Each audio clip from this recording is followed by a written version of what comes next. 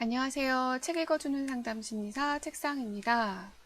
오늘 여러분들께 소개해드릴 책은 존 크럼볼츠라고 미국의 그 진로 상담의 권위자이신 교수님의 책을 소개하려고 하는데요.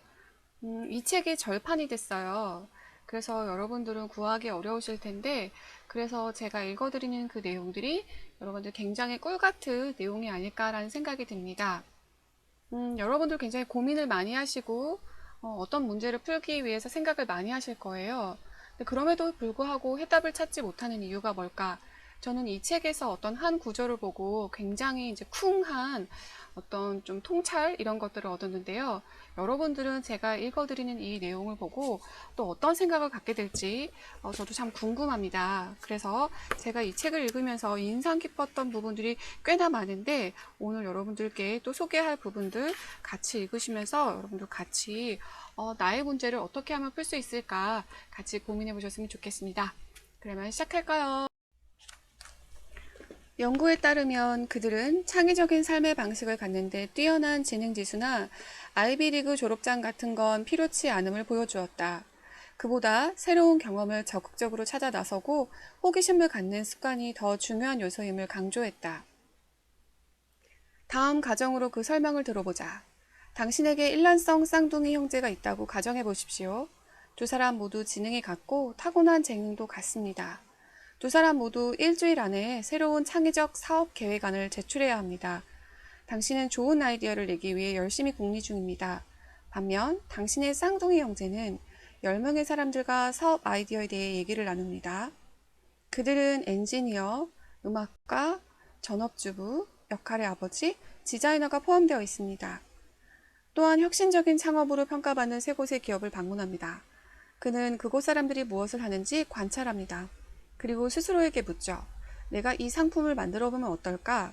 혹은 이 사업이 잘 되지 않는다면 그 이유는 뭘까? 라고 묻습니다. 이 모든 네트워킹과 관찰, 실험을 하는 동안 적어도 하루에 10번은 이 질문을 던집니다.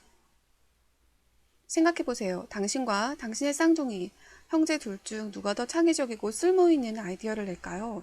아마도 당신의 형제겠지요. 그 이유는 그가 유전적으로 창의성이 더 많았기 때문이 아닙니다. 제프 다이어 교수뿐 아니라 기업 성공을 다룬 수많은 연구들도 같은 결론에 도달했다. 성공한 CEO들은 성격과 인지능력 면에서 여느 회사 간부와 별반 다르지 않았다. 하지만 그들이 하는 행동은 상당히 달랐다. 우리는 문제에 앞서 늘 어떻게라는 질문을 던진다. 어떻게 하면 회사의 매출을 올릴 수 있을까? 어떻게 하면 실적을 더 낼 수 있을까? 어떻게 하면 좀 더 저축하고 살을 빼고 골프 스코어를 올릴 수 있을까 등이다. 하지만 어떻게라는 질문은 자신이 이미 알고 있는 지식이나 가정을 전제로 한 질문이다. 그렇기 때문에 문제를 해결하는 데 분명한 도움이 아닐 때가 많다. 이미 알고 있는 사실에 근거해 생각하기 때문이다. 따라서 문제에 대한 바람직한 첫 질문은 무엇을에 관해 묻는 것이다. 무엇을에 대한 질문은 현 상황의 제약에서 벗어나 다른 가능성들을 탐험하도록 돕는다. 이 책에서 몇 가지 질문의 예시가 남아 있는데요. 지금 할 수 있는 가장 창의적인 도전은 무엇일까? 이 문제를 내 친구의 관점에서 생각했다면 무엇이 달랐을까? 정말 두려워하는 게 무엇이고 버려야 할 것들은 또 무엇일까? 이런 질문에 대한 예시는 좀 더 다양하게 나와 있지만 여러분들이 스스로 질문을 하고 답을 해보는 그런 또 연습을 해보시면 어떨까라는 생각이 들어요. 서점에서 굉장히 특이하게 스테디셀러로 유명한 책이 하나 있는데요. Q&A라는 책입니다. 자신이 질문을 적고 답을 적는, 그러니까 책을 열어보면 그냥 빈 수첩이 나와요. 그냥 이렇게 메모지처럼 줄만 쳐 있는, 그렇게 해서 여러분들이 질문을 적고 답을 적는 그런 Q&A라는 책이 또 스테디셀러 나왔습니다. 이런 것처럼 스스로에게 질문을 하고 답을 찾아가는 과정, 바로 이것이 문제 해결을 하는 좋은 방법이 아닐까라고 생각됩니다. 탐구적인 자세를 기르는 또 다른 방법은 일기의 관찰과 질문을 기록하는 것이다. 일상에서 자신의 호기심을 자극하거나 주의를 끄는 것들을 찾도록 돕는 방법 중 하나다. 그렇게 찾는 것들을 유심히 관찰하고 간단히 기록한다. 도발적인 아이디어나 질문을 적어두는 것도 좋다. 사실 많은 저명한 혁신가들도 이런 일지를 기록하는 것으로 알려져 있다. 발명왕 토마스 에디슨은 일정량의 아이디어를 습관적으로 기록했다고 한다. 그런 기록을 담은 노트가 35권이 넘었을 정도였다. 굉장하네요. 네, 여러분들은 제가 이 책을 읽어드리는 동안 어떤 생각을 하셨나요? 저는 이 책의 제목과 같이 1000개의 성공을 만든 작은 행동의 힘, 그러니까 문제를 풀려고 할 땐 어떻게 해야 하나?